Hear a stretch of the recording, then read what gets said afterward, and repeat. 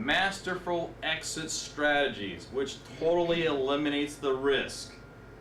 We're going to go through some contractual work in about 2 days. And we're going to read through the contract so that we understand it completely. And I'm going to give you some clauses that work in today's market that will not put us on the hook for anything, which is very, very important to us. Because I think the scariest thing for most investors is when the transaction is taking place, is doing the paperwork, is the actual contract.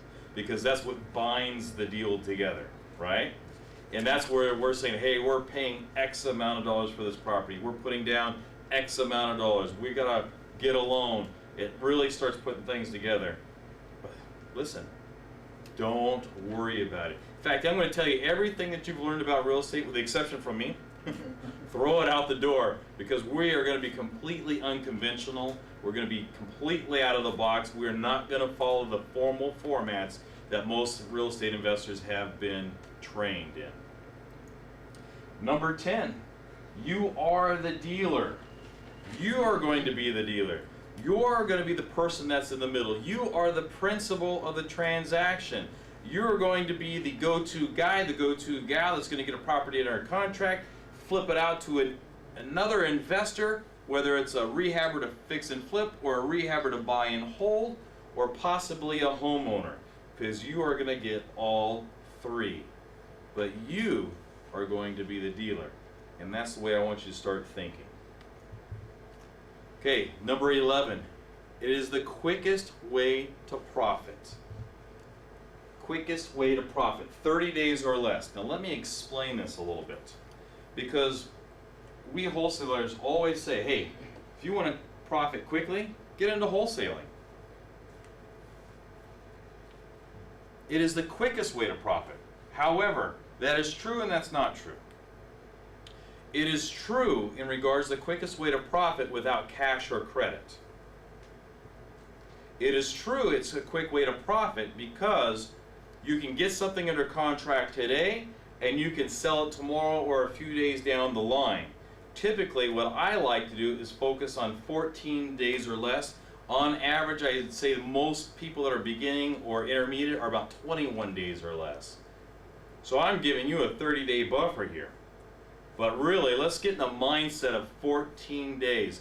That way we have a goal to get rid of this property. Now, it is the quickest way to profit with flipping a property without cash or credit. There are other ways to profit quicker, but it will require all cash, and that's going down the auction, getting instant gratification by an instant property right there, and then turn around and reselling it the next day or a few days later.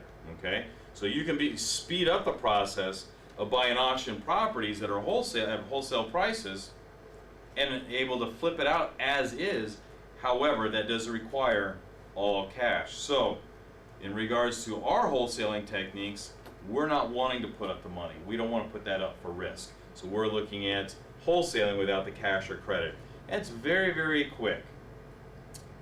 It doesn't allow us, when we're wholesaling properties, we get something under contract, we're not going to get hung up and stuck in that contract. There's lots of things that we can do in case we don't have a buyer, and I'm going to teach you those methods later on this weekend. Number 12, wholesale profit versus a real estate agent's commission. What's the difference here? It's typically 3 times more than what a real estate agent gets commission for. What's the average percentage an agent gets a commission? 6%. No, 3. Because there's usually 2 agents involved, right? And do they like to double in the deal? Do they like to be the, representing the buyer and representing the seller? Absolutely, because they get 6%. On average, I like to focus on about 10% of the sales price. It's kind of rule of thumb. Sometimes it'll be a little bit less, and sometimes it's going to be a lot more. But rule of thumb is about 10%. Don't be one of those investors that thinks, hey, I'm going to slap 10 grand on as a fee to me as the principal on every deal. It doesn't work that way. Okay, you really got to figure out the numbers, and figure out the numbers to where it's going to work the best benefit to the seller and the best benefit to the buyer, and then whatever's left over is for you. That's the way I think. Most investors think, what's the biggest benefit to me so I can get the deepest discount from this seller and barely squeak by and get it over to the rehabber. When you do that, you don't sell as many properties.